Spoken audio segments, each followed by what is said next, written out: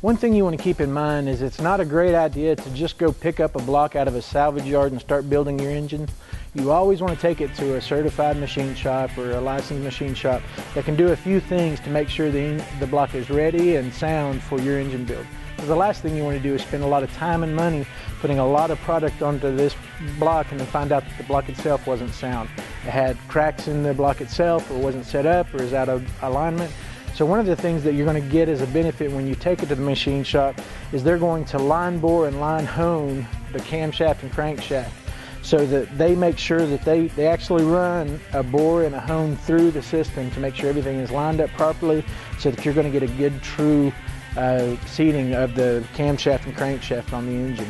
So that's one thing to keep in mind, and always make sure that you use a guy who knows what he's doing, who's built lots of these blocks, so that you get a good solid block before you start your project. Keep that in mind. One thing, as I mentioned earlier, that you want to make sure the machine shop does for you is to press in all of your camshaft bearings. It's much easier. It does take specialized tool and a skilled hand, so it's not something you necessarily want to do yourself. And most machine shops will do this for you at no or very little additional charge. But as you can see, all of our camshaft bearings have been pressed into place in our block. It's ready to go. Something else I wanted to point out to you, just to make sure that you knew that that's something either you will request at your machine shop, or that may be something that's just part of the service they do on your block. You'll notice up here that, as I said before, we have all of our freeze plugs in. You want to go through and make sure all the freeze plugs look like they've seated properly. We've got our oil gallery plugs that have been put into place. Again, just check those, visually check those, make sure that they look like they were installed right and they're in good working order before you get started with your build. One thing else to keep in mind is if you are going to have your block in storage for a while, if you're going to get it back in the machine shop and it's going to sit while you accumulate the rest of the parts for your build, it's always a good idea to take a light oil, like a 1030 oil, or even a light machine oil, and rub down all of the machine surfaces, the piston walls, the decking, any area that has had some precision machining done to it. Just give it some light oil, just so that water and debris doesn't accumulate on it and cause any surface rust. It's always a good idea to prep the engine for storage, just like you would prep it for the actual build. And speaking of your actual build, one thing to keep in mind when you're building this engine is to make sure that you have everything you need to start with. You don't want to get halfway through a process or a step of the build and realize that you are missing a tool or you're missing a part and have the engine setting. So always make sure you have everything ready before you actually dive into this project. Our actual advice to you is to make sure that the block is coming back from the machine shop about the same time that the rest of your parts, or the completion of your parts, are available for the build, instead of having the block sitting and in storage, or sitting collecting dust while you're waiting for parts to come in. Have it show up when you're ready to start the build.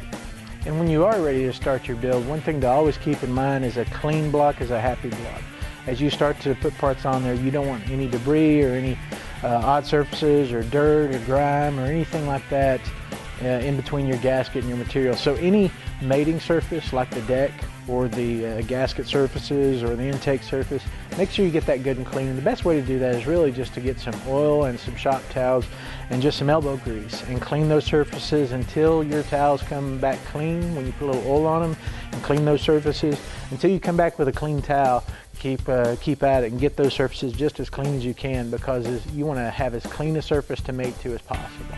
So a little extra prep time there and a little patience as you get the block prepared for building is going to pay off in dividends in the long end. So make sure all the surface here is just as clean as you can get them before you start at the actual build. And one last point we want to make about the block is it may take you several weeks or months to actually get your build completed. It's always a good idea to keep once you've done that work of getting your block cleaned and ready, is to protect that work that you did of getting it clean and ready. And that can be as simple as just a standard garbage bag. Anytime you're in between steps in the engine, if you get the heads on or the crank in and the camshaft in, when you're done and you know it's going to be sitting for a little while, go ahead and bag it. There are expensive storage bags for engines that you can get, but a standard garbage bag works just fine to keep most of the debris and dust and everything off of your block. So that's just a good investment in the time you've already put in to clean the block and have it ready. So throw a bag on it and it'll be ready for you when you're ready. So thanks for watching In the Garage with Performance Corner. As always, go to performancecorner.com to find your local Performance Corner dealer who can help you with this project or any other project you may have. We'll see you soon.